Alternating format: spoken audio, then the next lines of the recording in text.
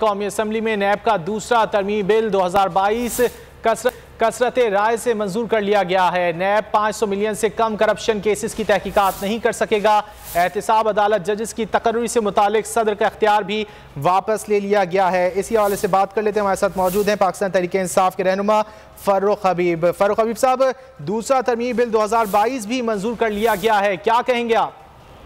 देखें, ये NRO 2+ आज लिया है इन्होंने।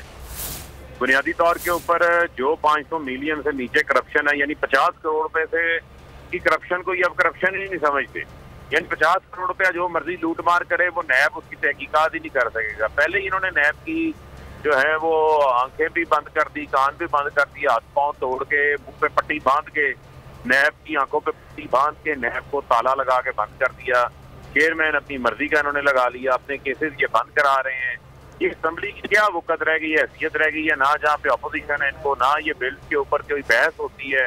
ये तमाम चोर इकट्ठे होकर अपनी मर्जी की जो है वो कानून साजी कर रहे हैं।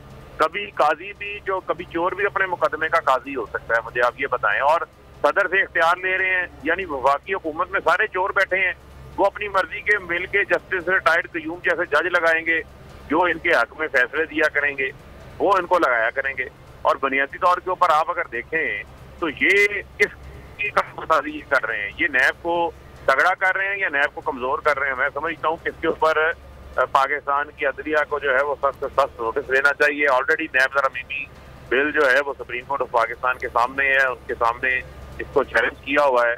अभी मजीद इसके ऊपर फर्रुख हबीब साहब, अगर अदलिया इस हवाले से नोटिस नहीं लेती तो आप लोग इसे चैलेंज करेंगे अदालत में?